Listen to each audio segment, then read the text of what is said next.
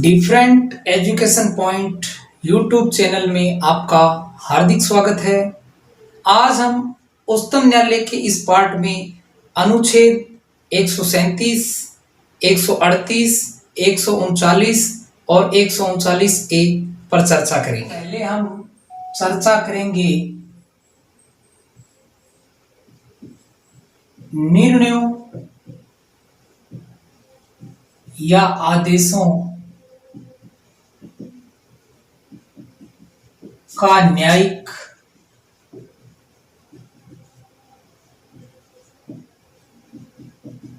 पुनर्विलोकन, यानी उच्चतम न्यायालय की अधिकारिता में आज हम बात करेंगे निर्णयों या आदेशों का न्यायिक पुनर्विलोकन या न्यायिक समीक्षा करना।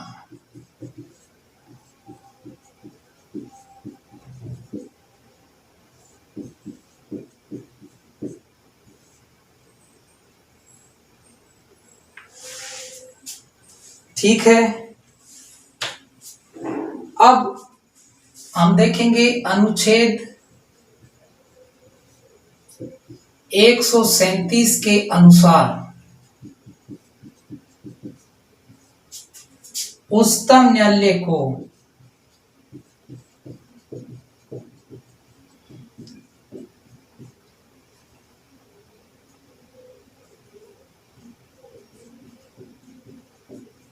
निर्णयों की समीक्षा,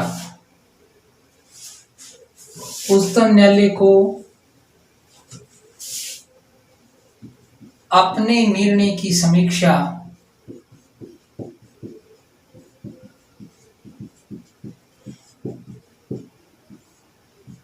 की शक्ति दी गई है।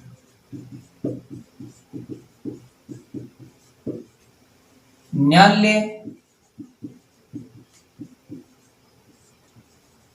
अपने निर्णय की समीक्षा कर सकता है तथा पूर्व में दिए गए निर्णय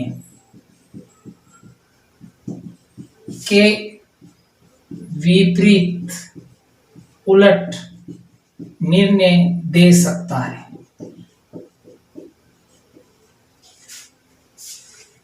यानी नया निर्णय दे सकता है।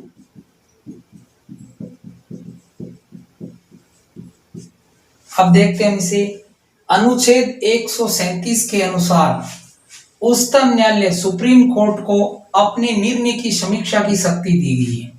यानी न्यायालय अपने निर्णय की समीक्षा कर सकता है तथा पूर्व में दिए गए निर्णय के उलट निर्णय दे सकता है, यानी नया निर्णय दे सकता है। जैसे हम देखें एग्जाम्पल के लिए तो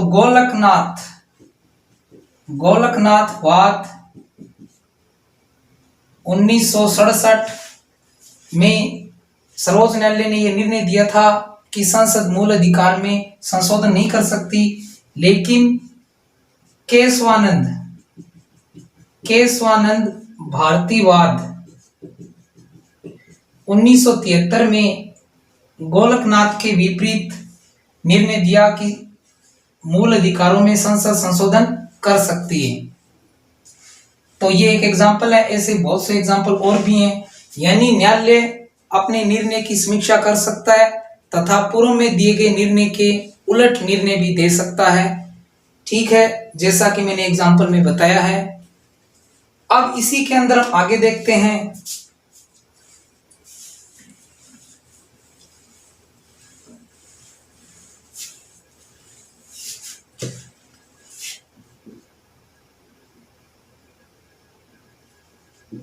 अगर कोई विधि संविधान का उल्लंघन करती है तो उसे न्यायालय में चुनौती दी जा सकती है।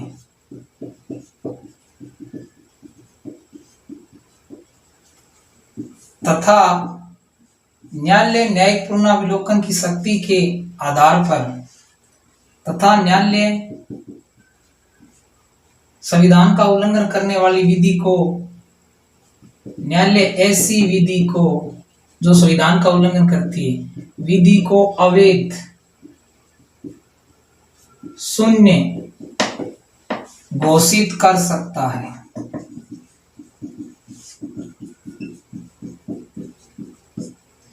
यानी एक तो बात होगी ये, यहाँ दो चीजें, न्यायिक पुनर्विलोकन और न्यायिक समीक्षा।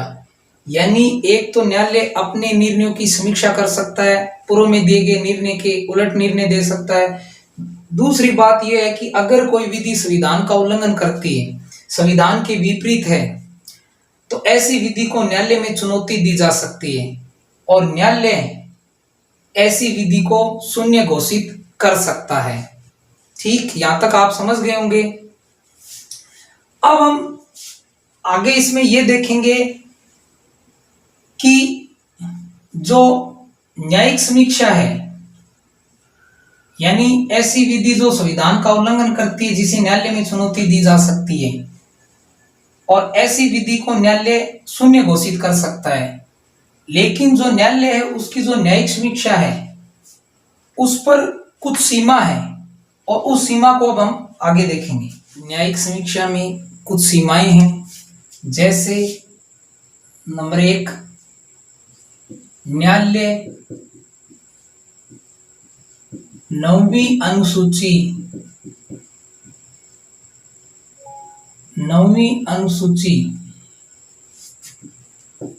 में शामिल वे कानून जो 24 अप्रैल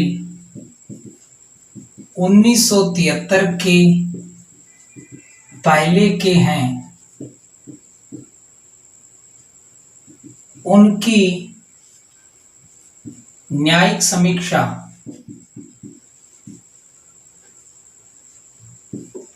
नहीं कर सकता। यानी न्यायालय की न्यायिक समीक्षा में पहली सीमा तो यह है कि न्यायालय 9वीं अनुसूची में शामिल वे कानून जो 24 अप्रैल 1973 के पहले के हैं, 9वीं अनुसूची में शामिल वे कानून जो 24 अप्रैल 1973 से पहले के हैं, उनकी न्यायिक समीक्षा नहीं कर सकता। अब हम इसे थोड़ा सा यहाँ विस्तार से देख लेते हैं, चर्चा कर ही लेते हैं। अनुच्छेद 31B 9वीं अनुसूची में शामिल कानूनों की किसी मौलिक अधिकार के उल्लंघन के आधार पर चुनौती देने व अवैध ठहराने से रक्षा करता है। यानी हम इसे विस्तार से देख रहे हैं कि न्यायालय 9वीं अनुसूची में शामिल वे कानून जो 24 अप्रैल 1973 के पहले के हैं, उनकी न्यायिक समीक्षा नहीं कर सकता। और यानी न्यायालय की जो न्यायिक समीक्षा है उसके ऊपर, यानी यहाँ पर बात आ गई ना 24 अप्रैल से पहले के, 1973 24 अप्रैल से पहले की, तो न्यायालय की न्यायिक समीक्षा पर कुछ सीमाएं हैं। तो पहली सीमा हम देख रहे हैं इसमें कि अनुच्छेद 31B 9वीं अनुसूची में शामिल कानूनों की किसी मौलिक अधिकार के उल्लंघन के आधार पर चुनौती देने व अवैध ठहराने से रक्षा करता है। यानी 9वीं अनुसूची के वे कानून जो 24 अप्रैल 1973 के पहले के हैं, उन्हें न्यायालय में चुनौती नहीं दी जा सकती इस आधार पर कि वे किसी मौलिक अधिकार का उल्लंघन करते हैं। ठीक है, यानी अनुच्छेद 31B वो अनुच्छेद है जो 9वीं अनुसूची में शामिल कानूनों की किसी मौलिक अधिकार के उल्लंघन के आधार पर चुनौती देने न्यायालय में और न्यायालय द्वारा अवैध ठहराने से क्या करता है, रक्षा करता है। सीधी बात है, 9वीं अनुसूची में डाले गए विषय को न्यायालय में चुनौती नहीं दी जा सकती, ये बात अनुच्छेद 31B कहता है। और अनुच्छेद 31B और 9वीं अनुसूची को पहले संविधान संशोधन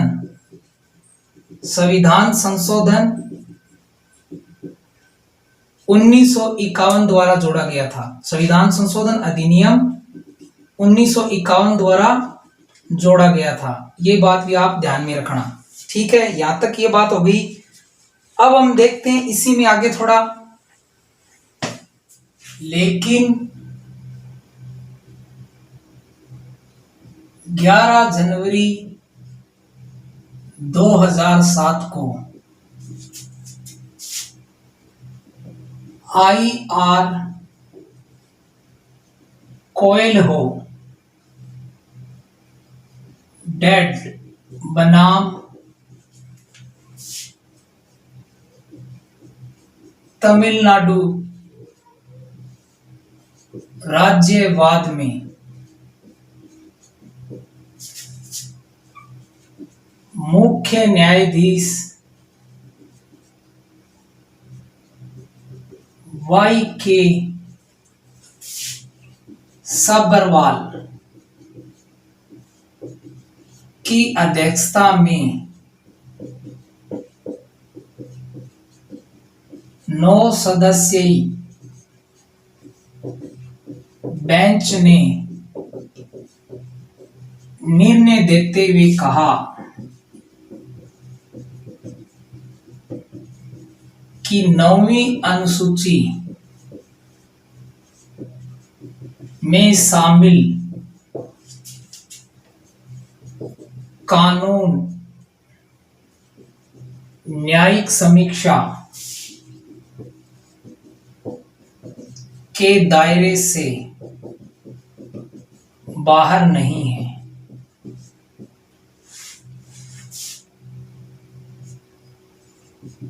इससे पहले इस सूची में शामिल कानून न्यायिक समीक्षा के दायरे से बाहर थे।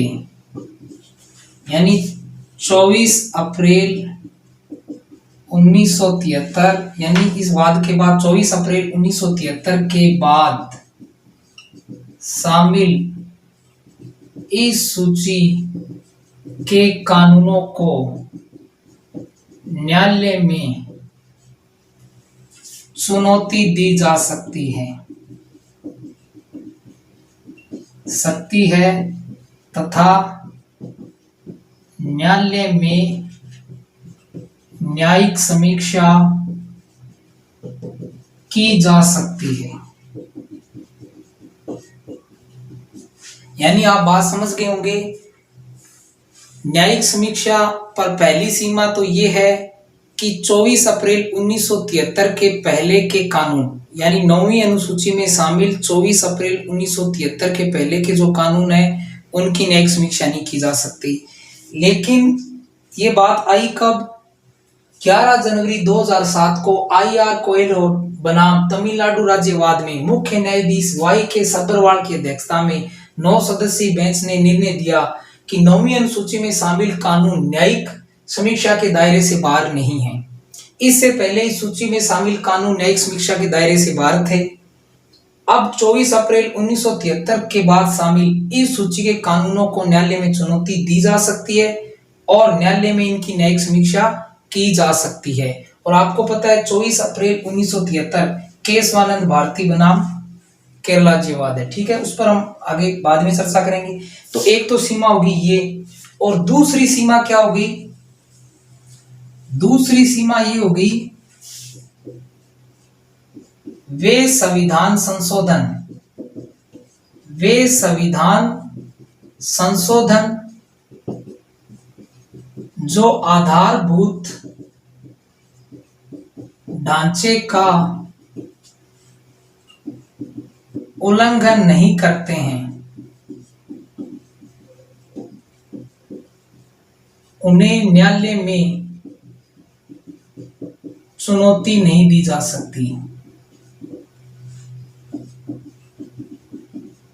ठीक है, ये दो सीमाएं हो गई। वे संविधान संशोधन जो आधारभूत ढांचे का उल्लंघन नहीं करते हैं उन्हें न्यायालय में चुनौती नहीं दी जा सकती, और 24 अप्रैल 1973 से पहले के वे कानून जो 9वीं अनुसूची में शामिल है उनकी न्यायिक समीक्षा नहीं की जा सकती। ये दो सीमाएं, आप इतनी बात अच्छे से समझ गए होंगे।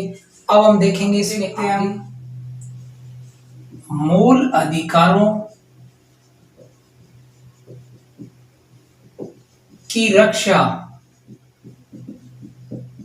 के लिए रिट जारी करने की अधिकारिता।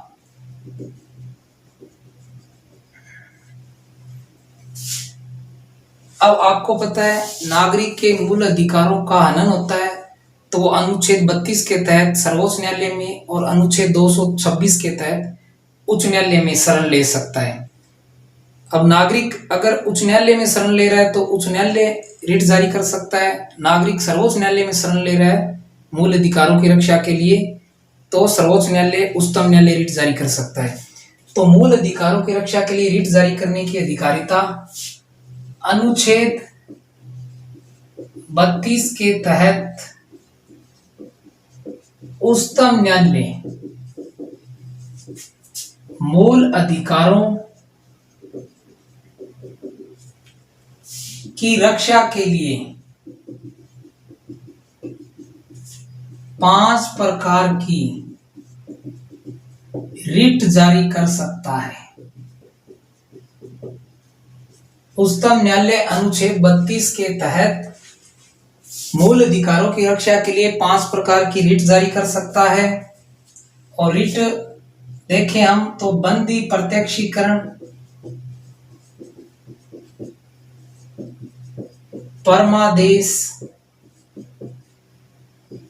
प्रतिषेध,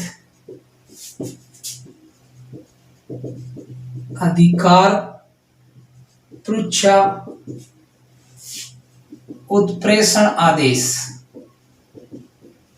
ठीक है, ये तो बात होगी अनुच्छेद 32 की। इसके साथ हमें एक अनुच्छेद और देखना होगा, अनुच्छेद 139। इसमें क्या है? संसद कानून बनाकर मौलिक अधिकारों के अलावा अन्य मामलों में भी उच्चतम न्यायालय को रिट जारी करने का अधिकार दे सकती है। ठीक है, बात समझ गए? यानी अनुच्छेद 139 के तहत संसद कानून बनाकर मौलिक अधिकारों के अलावा, यहां हम देख रहे हैं मौलिक अधिकारों की रक्षा के लिए ये रिट जारी कर रहा है, लेकिन अनुच्छेद 139 संसद कानून बनाकर मौलिक अधिकारों के अलावा अन्य मामलों में भी उच्चतम न्यायालय को रिट जारी करने का अधिकार दे सकती है। यानी संसद कानून बनाकर उच्चतम न्यायालय को मौलिक अधिकारों के अलावा अन्य मामलों में भी रिट जारी करने का अधिकार दे सकती है। ये बात कहता है अनुच्छेद 139। अब हम देखते हैं आगे इसमें वाद हस्तांतरण की अधिकारिता, यानी उच्चतम न्यायालय की वाद हस्तांतरण की अधिकारिता। अनुच्छेद 139A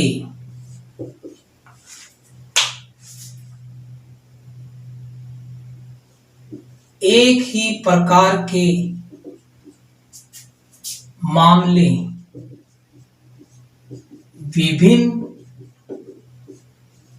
उच्च न्यायालयों, हाई कोर्ट्स, उच्च न्यायालयों में लंबित होने पर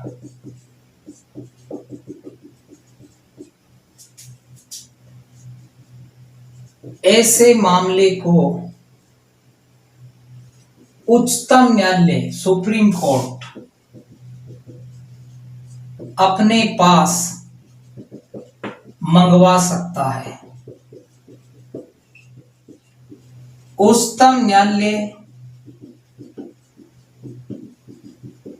किसी मामले को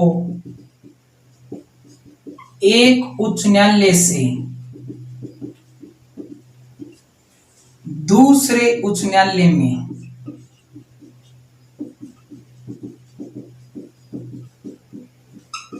हस्तांतरित करवा सकता है। यानी उच्च न्यायालय की वाद हस्तांतरण की अधिकारिता अनुच्छेद 139A एक ही प्रकार के मामले विभिन्न उच्च न्यायालयों में लंबित होने पर ऐसे मामले उच्चतम न्यायालय अपने पास मंगवा सकता है। यानी एक ही प्रकार के मामले विभिन्न उच्च न्यायालयों में लंबित होने पर, मामले एक प्रकार के न्यायालय विभिन्न लंबित होने पर ऐसे मामले उच्चतम न्यायालय अपने पास मंगवा सकता है तथा उच्चतम न्यायालय किसी मामले को एक उच्च न्यायालय से दूसरे उच्च न्यायालय में हस्तांतरित करवा सकता है। ये उच्चतम न्यायालय की वाद हस्तांतरण की अधिकारिता है। अब हम इसके अंदर देखेंगे आगे। अनुच्छेद 138 संसद कानून बनाकर उच्चतम न्यायालय की अधिकारिता में वृद्धि कर सकती है।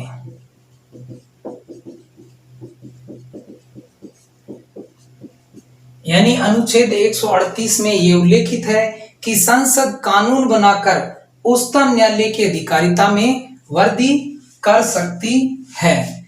यानी उच्चतम न्यायालय की अधिकारिता में वृद्धि संसद कर सकती है। इस बात का उल्लेख अनुच्छेद 138 में है। आज हमने इस पार्ट में अनुच्छेद 137, 138, 139 और 139A पर चर्चा की। अगले पार्ट में फिर हम आपसे रूबरू होंगे।